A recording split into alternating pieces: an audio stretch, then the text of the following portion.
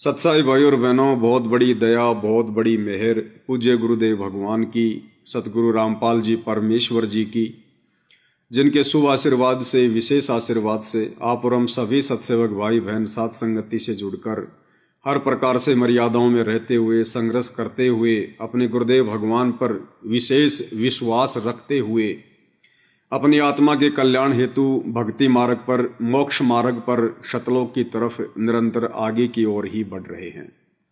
और भाई और बहनों, इस कलयुग की बिचली पीढ़ी में ये परम सौभाग्य सतगुरु की शरण में आई हुई सभी आत्माओं को नसीब नहीं होता है। केवल चंद आत्माएं होती हैं जो सतगुरु की इस मेहर की, इस रजा की कृपा पात्र होती हैं, और परमेश्वर उन्हीं आत्माओं को समय रहते साथ संगति से जोड़ते हैं, उनकी आगे की तैयारी करवाते हैं, जिन आत्माओं को परमेश्वर ने इसी जन्म में अपने रहते सहते सतलोक लेकर जाना होता है।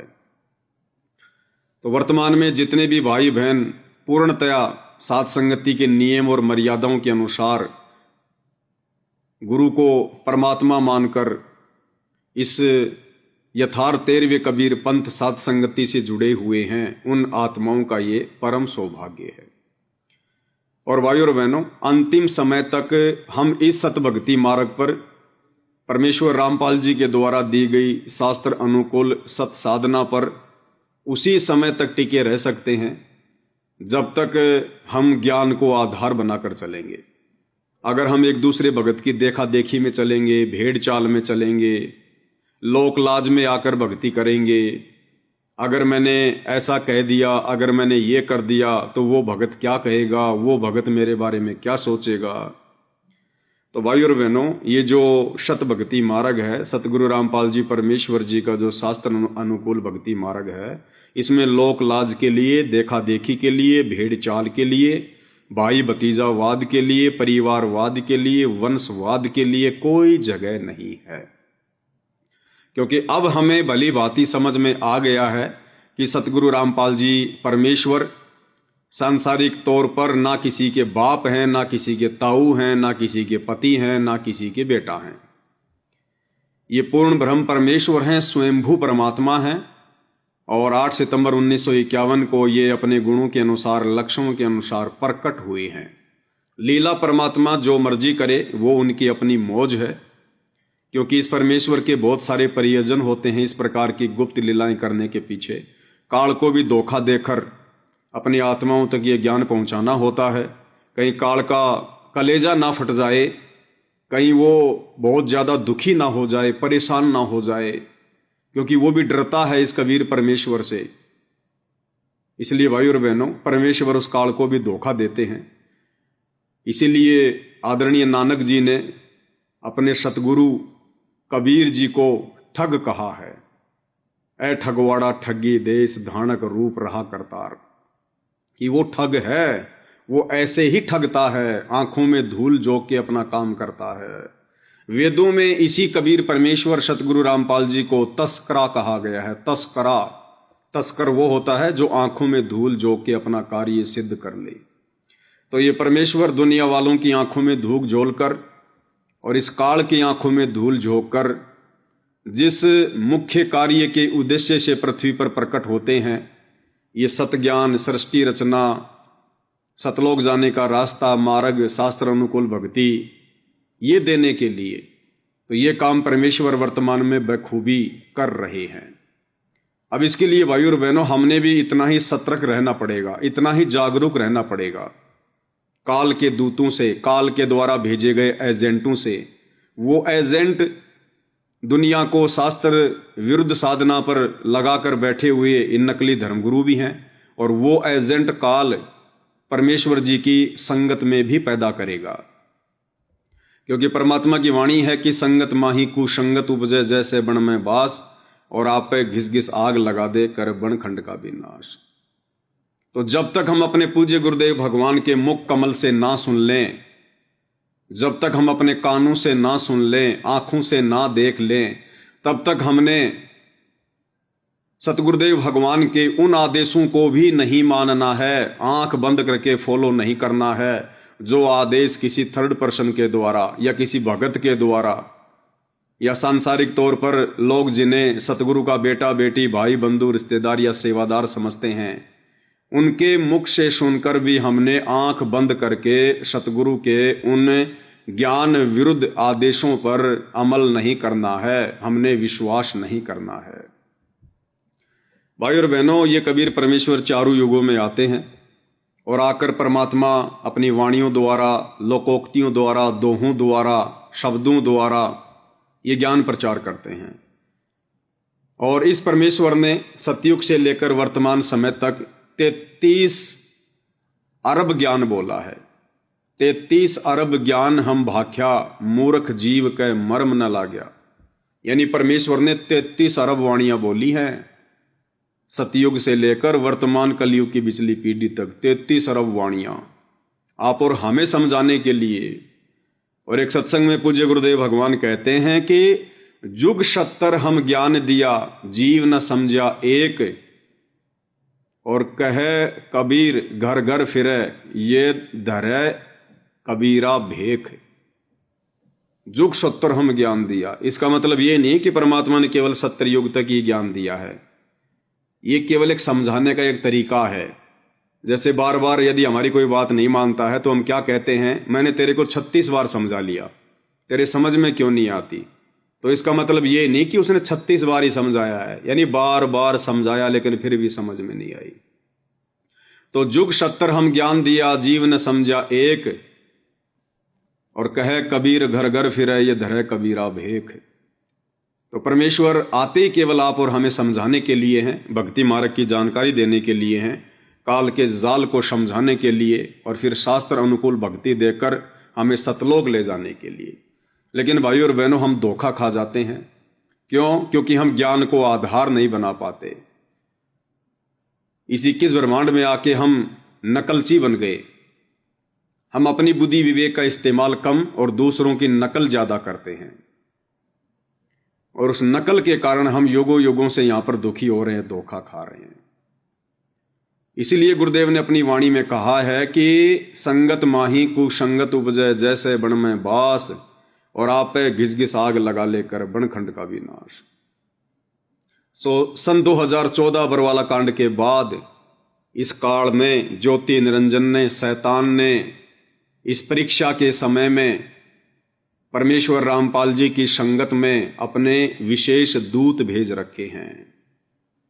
और दूत कोई ऐसे नहीं है कि उनकी पहचान होगी कि उनके सर पर कोई सींग हैं, लंबे लंबे नाखून होंगे, लंबे लंबे दांत होंगे। नहीं, इस काल ने उन आत्माओं को अपने कार्य सिद्धि के लिए निमित्त बना रखा है, जो आत्माएं सतगुरु के साथ रहकर भी सतगुरु को मानुष ही मानती रही, अपने जैसा मां से गर्भ लेकर आया हुआ एक जीव मानती रही। ऐसी आत्माएं फिर मर्यादा में रहकर भक्ति नहीं कर सकती, वो पूर्णतया मर्यादा में नहीं रह सकती, और मर्यादा में ना रहने के कारण सतगुरु का विधान टूटता है, सतगुरु का वचन टूटता है कि जब तक हंसा हमरी आना, काल लगे ना तेरा बाणा। कि जब तक मेरा हंस, मेरा भगत मेरी आण काण में यानी मेरी मर्यादा में रहेगा, तब तक काल तेरा कोई अटैक नहीं होगा। और जिस दिन वो मर्यादा तोड़ देगा, उस दिन फिर काल का दाव लगेगा।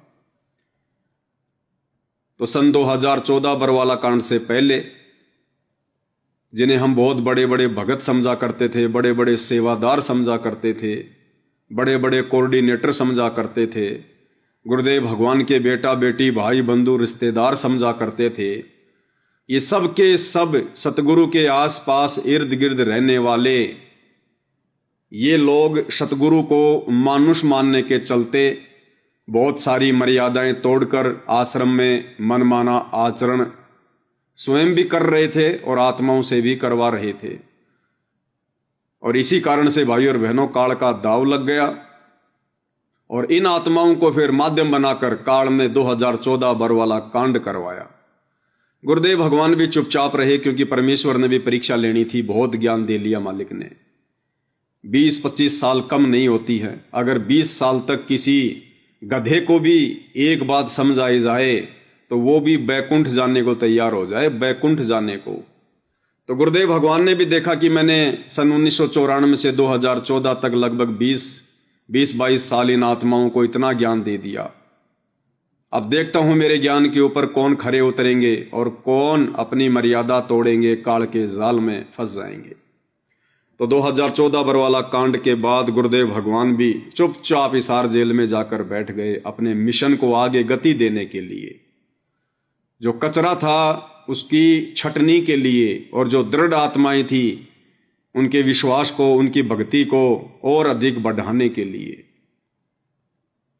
और 2014 के बाद भाई और बहनों, इस सतभक्ति मार्ग पर जो भक्ति विरुद्ध घटिया हरकतें, ये कर्म, जो उन आश्रमों में रहने वाले, गुरुदेव भगवान के इर्द गिर्द आसपास रहने वाले, परम भगत समझे जाने वाले उन कोऑर्डिनेटरों ने, गुरुदेव के बेटा बेटी, भाई बंधु, रिश्तेदारों ने जो गंदगी फैलाई है, वो आप सभी की आंखों के सामने है।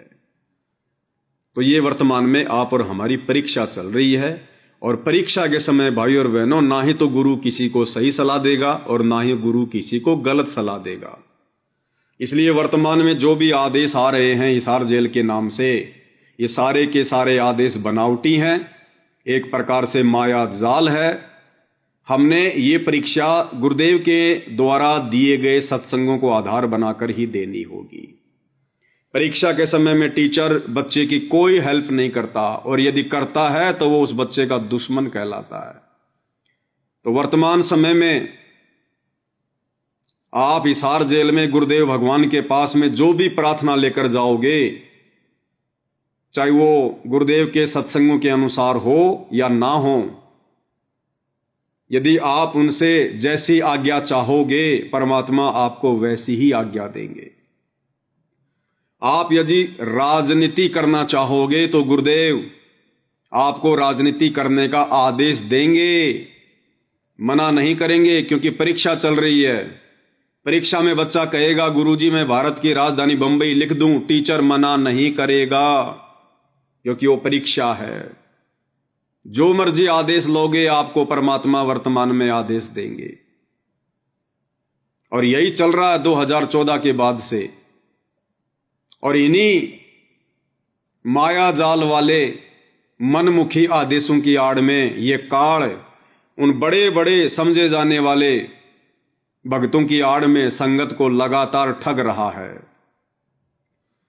वो आदेश आए धनाना गांव में बैडमिंटन का स्टेडियम बनाने वाला हो, वो आदेश आए हरियाणा के जाट आरक्षण में संगत को बैठाना और भक्तों का ज्योति पाठ और दान का करोड़ों रुपया जाट आरक्षण संघर्ष समिति को चंदे के रूप में देना हो, वो आदेश चाहे राजस्थान के गैंगस्टर आनंदपाल सिंह की सीबीआई जांच करवाने का, भक्तों द्वारा समर्थन करवाने का और भक्तों का 5 लाख रुपया चंदे के रूप में राजपूत करनी सेना को देने का हो, वो आदेश चाहे अयोध्या में आन उपासकों के लिए भंडारा लगाने का हो, वो आदेश आए हरियाणा के सोनीपत के गोहाना तहसील में जाटों की धर्मशाला का भक्तों के ज्योति पाठ और दान के पैसे से 5वां फ्लोर जो लगभग 1 करोड़ रुपए में बना है वो बनवाने का हो, वो आदेश चाहे परशुराम की जयंती में भक्तों को बैठाने का हो, वो आदेश चाहे हरियाणा के सिरसा के अनाज मंडी में नकली कबीर पंथियों के साथ मिलकर कबीर जी का जन्मदिन यानी जयंती मनवाने का हो, वो आदेश चाहे अन्नपूर्णा मुहिम के तहत मनमाना आचरण करवाने का हो। ये सारे के सारे आदेश भाई और बहनों वर्तमान में पूज्य गुरुदेव भगवान के द्वारा अपनी तरफ से नहीं दिए जा रहे, क्योंकि परीक्षा के समय में टीचर कुछ नहीं कहता, कुछ नहीं बोलता, वो केवल निगरानी रखता है, निगरानी। तो वर्तमान में ये जितने भी आदेश हैं जो आए दिन आपको दिए जा रहे हैं, वो चाहे जगह जगह सतलोक आश्रम खोलने के हों, चाहे इन आश्रमों में ड्रामेबाजी जैसे लहर तारा तालाब बनाना हो, कबीर जी का झोपड़ा बनाना हो, कबीर जी की वो कुटिया बनानी हो, मिट्टी का पहाड़ बनाना हो, आश्रमों पे आश्रम बनाने हो, जुलाहों का कुआं बनाना हो, ये प्रदर्शनियां लगाना हो, लड्डू जलेबी बर्फियां बनानी हो, राजनेताओं की रैलियों में भक्तों को बसों में भर भर कर ले जाना हो, कुछ भी ये परीक्षा काल है, परीक्षा काल। अपनी तरफ से सतगुरु कोई आदेश नहीं देंगे।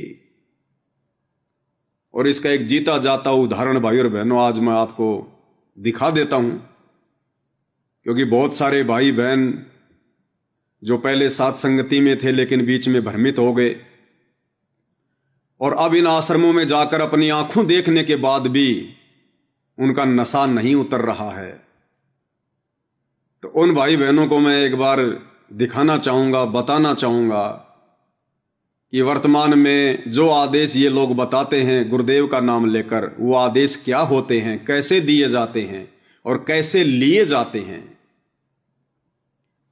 एक छोटा सा वीडियो दिखाता हूं भाई और बहनों।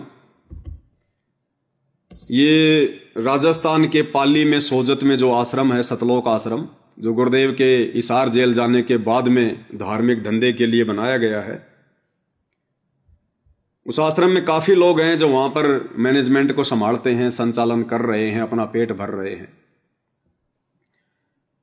तो एक व्यक्ति है लक्ष्मण दास, जिसको एलडी भी कहते हैं, एलडी लक्ष्मण दास, जोधपुर का है, राजपूत समाज से है। वही व्यक्ति जिसने राजस्थान की अजमेर की रैली में राजपूत करणी सेना को 5 लाख रुपए मंच पर खड़े होके भगतों के दान के दिए थे।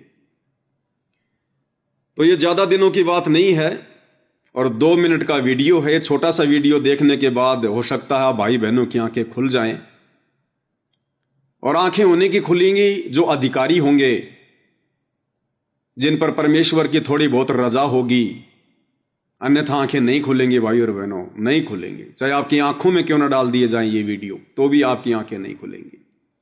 क्योंकि परमात्मा कहते हैं ज्ञानकार घाम का चमका सा होता है, समझदार आत्मा को संकेत ही काफी होता है, और मूर्ख के ऊपर तो कितने लठ बरसा दो कोई फर्क नहीं पड़ेगा। तो दास ने कुछ दिन पहले जिक्र किया था कि ये लोग एक नया पाखंड चला रहे हैं जो कि सतगुरु रामपाल जी परमेश्वर जी के भक्ति मार्ग में नहीं चलता है। आम समाज के हिसाब से तो बहुत अच्छा कार्य है गायों के गले में रेडियम पट्टी पहनाना, लेकिन भक्ति मार्ग के हिसाब से यह जायज नहीं है। यह हमारे समय की बर्बादी है, मनमाना आचरण है।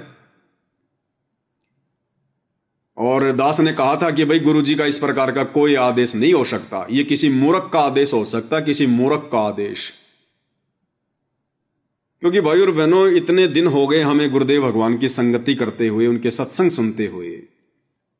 अगर अब भी हम ये निर्णय नहीं करेंगे कि हमारे गुरुजी क्या आदेश देंगे और क्या आदेश नहीं देंगे, कौन सा आदेश गुरुदेव के द्वारा दिया गया है, कौन सा आदेश उनके जबरदस्ती उनसे लिया गया है, अगर अब भी हम ये निर्णय नहीं करने लगेंगे तो हमारे जैसा मूर्ख, हमारा जैसा बोंदू कोई संसार में नहीं होगा। फिर हम भगत नहीं, हम ढोंग कर रहे हैं फिर हम भक्ति का। जो हम इतना ज्ञान लेकर भी नीर खीर का निबेरा नहीं कर रहे, फिर हम भगत नहीं, बोंदू हैं, बोंदू। तो दास ने कहा था कि ये गायों के गले में रेडियम पट्टी पहनाने का आदेश हमारे गुरुदेव भगवान का नहीं हो सकता, ये किसी मूर्ख का आदेश है, मूर्ख का। और आज भाई और बहनों उसका एक छोटा सा मुझे वीडियो मिल गया जो शायद आप भाई बहनों को भी समझ में आए। तो ये सोजत आश्रम में रहने वाला लक्ष्मण दास एलडी ये इंटरव्यू दे रहा खड़ा होके टोल टैक्स पर, और कह रहा कि हम लोग अन्नपूर्णा मुहिम के तहत राशन वगैरह बांटकर सोजत आश्रम की तरफ जा रहे थे। तो सोजत आश्रम के पास में एक रूपावास नाम की जगह है जहां पर कोई टोल टैक्स है। तो जैसे ही हम रूपावास टोल टैक्स पर आए तो हमें सीआई साहब मिल गए। सीआई साहब कोई पुलिस अधिकारी है, वो वहां अपनी टीम के साथ में खड़ा हुआ था टोल टैक्स पर। तो इनके आपस में रामरमी हुई और कहा भाई कहां से आ रहे हो? तो इन्होंने कहा जी हम ऐसे ऐसे अन्नपूर्णा मुहिम के तहत लोगों को घर घर जाकर राशन वगैरह बांट कर आ रहे हैं। तो सीआई साहब ने कहा कि बहुत अच्छी बात है, गरीबों को राशन बांटना बहुत अच्छी बात है। फिर सीआई साहब ने कहा कि आप हमारी एक प्रार्थना और स्वीकार करो, हमारा एक काम और करो आप। तो लक्ष्मण दास ने कहा कि आदेश करो जी, बताओ क्या करें। बोला यहां रोड पर गायें बहुत ज्यादा हैं, बहुत ज्यादा गायें हैं और आए दिन एक्सीडेंट होते रहते हैं, दुर्घटनाएं होती रहती हैं। तो आप ऐसा करो इन गायों के गले में रेडियम पट्टी पहनाओ आप, हे सतलोक आश्रम वालों, इन गायों के गले में रेडियम पट्टियां पहनाओ आप, ताकि दूर से ही दिखाई दे जाए कि भाई सामने कोई जानवर है, कोई गाय है, ताकि दुर्घटना होने से बचे। तो लक्ष्मण दास जी कह रहे हैं कि हमने सीआई साहब के प्रस्ताव को स्वीकार किया और हमने कहा जी हम एक बार अपने गुरुदेव जी से हिसार जेल में प्रार्थना लगाएंगे, और अगर हमारे गुरुजी आदेश दे देंगे तो हम जरूर गायों के लिए रेडियम पट्टी बनवाएंगे। तो लक्ष्मण दास जी कह रहे हैं उसके बाद हमने सतगुरुदेव जी के पास में हिसार जेल में प्रार्थना पहुंचाई और गुरुदेव ने आदेश दिया कि बच्चों बहुत अच्छी बात है, गायों के लिए सेवा करो। और उसके बाद इन्होंने एक मुहिम चला दी, अन्नपूर्णा मुहिम के तहत गायों के गले में ये चमकती हुई रेडियम पट्टी पहनाने की। पहले आप ये वीडियो सुन लीजिए भाई और बहनों, बिना प्रमाण के हम कोई बात नहीं करते हैं। तो गुरुदेव रामपाल जी महाराज की असीम दया है और गुरुजी ने अभी एक बहुत बड़ी मुहिम चला रखी है, अन्नपूर्णा मुहिम। रोटी, कपड़ा, शिक्षा और मकान हर गरीब को देगा कबीर भगवान। जब हम इस सेवा से वापस आश्रम की तरफ आ रहे थे तो सीआई साहब देवीदान जी चारण साहब यहाँ टोल टैक्स के यहीं मिल गए हमें, यहाँ पे इनकी ड्यूटी थी। तो पूछा भी कहाँ से आ रहे हो, मैंने कहा जी अन्नपूर्णा मुहिम से आ रहे हैं। तो इन्होंने कहा जी बहुत अच्छा काम कर रहे हो, आप गरीब को राशन दे रहे हो, रोटी कपड़ा मकान दे रहे हो, बहुत अच्छी बात है। तो सीआई साहब ने कहा कि भाई एक थोड़ा और काम कर दें आप। तो बोले जी ये रोड पे जो है गायें बहुत बैठी रहती है और रात में एक्सीडेंट बहुत होते हैं, तो ये बहुत अच्छा काम है, गौ रक्षा में बहुत अच्छा कदम है, आप क्यों ना ये इसमें थोड़ा सा सहयोग कर दे। तो मैंने कहा जी हमारे गुरुजी संत रामपाल जी महाराज से प्रार्थना करेंगे, जैसे भी आदेश आएगा तुरंत इस सेवा के लिए हम हाजिर हो जाएंगे। तो हमारे गुरुदेव जी से प्रार्थना लगाई, सदगुरुदेव जी ने आदेश दिया कि बोला बेटा बिल्कुल ही गौ रक्षा के लिए आप कदम उठाओ। तो गुरुजी के आदेश अनुसार फिर ये रेडियम पट्टी लाके और फिर ये गौ रक्षा के लिए ये कदम उठाया गया। तो देख लिया भाई और बहनों, आपको कानों से सुना दिया गया है, आंखों से दिखा दिया गया है कि सतलोक आश्रम मैनेजमेंट हरियाणा वालों के आदेश कैसे होते हैं, और आदेश गुरुदेव के द्वारा दिए जाते हैं या जबरदस्ती लिए जाते हैं। तो ऐसे होते हैं इनके आदेश। ये तो गलती से इन्होंने वीडियो बना दिया और ये वीडियो दास के हाथ लग गया, अन्यथा कोई भी इनसे अगर पूछेगा कि भाई ये गायों के गले में पट्टी क्यों बांधी जा रही है, गुरुजी ने तो कभी नहीं बंधवाई गायों के गलों में पट्टी, बरवाड़ा में भी बहुत गायें घूमती थी। तो ये क्या कहेंगे, गुरुजी का आदेश है, बस इसके आगे दिमाग मत लगाओ अपना, गुरुजी का आदेश है। लेकिन इस वीडियो के माध्यम से इनका ये सच सामने आ गया कि इनके आदेश कैसे होते हैं। ये परीक्षा का समय है भाइयों और बहनों, परीक्षा का समय। अगर ये लक्ष्मण दास अगर गुरुजी के पास में हिसार जेल में प्रार्थना पहुंचाता कि गुरुजी सूअर के गले में और सोने के लॉकेट डालने हैं, तो गुरुजी ये कहते बेटा बहुत अच्छी बात है, सूअरों की रक्षा के लिए, सूअरों को सुंदर बनाने के लिए हैं, और सोने के लॉकेट पहनाओ बच्चे, बहुत अच्छी बात है, सेवा करो। तो इस समय गुरुजी मना नहीं करेंगे, क्योंकि ये परीक्षा का समय है। और परीक्षा के समय में विद्यार्थी टीचर को कहेगा गुरुजी मैं भारत की राजधानी दिल्ली की जगह मद्रास लिख दूं क्या, तो टीचर कहेगा देख ले भाई, जैसा तेरी समझ में आ रहा है, बहुत अच्छी बात है। उस समय टीचर नहीं बताएगा, उसने जो बताना था साल भर तक बता दिया। तो वर्तमान में हमने क्या कर्म करने चाहिए, क्या कर्म नहीं करने चाहिए, कैसे भक्ति करनी है, ये सारा विधान गुरुजी 2014 से 1994 तक हमें दे चुके हैं। हिसार जेल जाने से पहले हमें बता चुके हैं सत्संगों के माध्यम से। और अब इस परीक्षा के समय में आप जो मर्जी आदेश लोगे, गुरुजी आपको वैसा ही आदेश देंगे, वैसा ही आदेश देंगे। तो ये आदेश गायों के गले में पट्टी पहनाने का ये गुरुदेव भगवान का नहीं है, ये तो सीआई साहब का आदेश है। अरे ये आदेश तो सीआई साहब ने दिया, ये खुद कह रहा कि सीआई साहब ने कहा कि ये काम और करो। तो ये आदेश तो इन आश्रम वालों को इस पुलिस वाले ने दिया, और पुलिस वालों को बात को इन्होंने, अब पता नहीं हिसार जेल में पहुंचाया कि नहीं पहुंचाया, हम तो ये भी नहीं कह सकते, क्योंकि ये तो पैदाइशी झूठे इंसान है, ये भी नहीं कह सकते। तो ऐसे होते हैं भाई और बहनों इनके आदेश। इसी प्रकार किसी सिरफिरे ने, काल प्रेरित व्यक्ति ने इनको अन्नपूर्णा मुहिम चलाने के आदेश दे दिए होंगे, कोई सलाह दे दी होगी कि रे आश्रम वालों तुम क्या कर रहे हो, भक्ति तो तुम करते नहीं हैं, अरे कम से कम यही काम कर लो, इतना पैसा आ रहा तुम्हारे पास में भक्तों का फोकट का, अरे कुछ तो धर्म कर लो, सीधा नरक में जाओगे क्या, गरीबों को राशन ही बांट दो और नहीं तो मकान ही बना दो किसी के। तो ये बात इनके दिमाग में बैठ गई होगी और इन्होंने गुरुजी से प्रार्थना लगा दी। अब गुरुजी तो ये कहेंगे बेटा बनाओ बनाओ बेटा बनाओ, बहुत अच्छी बात है, गरीबों के मकान बनाओ। देखो बच्चों, मैंने भी 1994 से 2014 तक लाखों लोगों के मकान बना बना के छोड़ दिए बच्चों, लाखों लाखों लोगों के हैं। मैंने भी तो 1994 से 2014 तक करोड़ों लोगों के घरों में राशन पहुंचा दिया। तुम भी पहुंचाओ बच्चों, तुम भी पहुंचाओ, मेरे मिशन को आगे बढ़ाओ।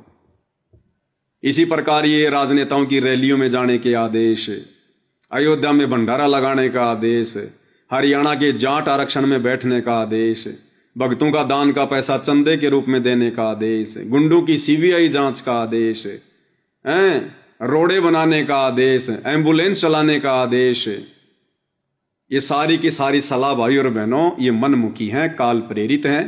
गुरुदेव भगवान का कोई आदेश नहीं है।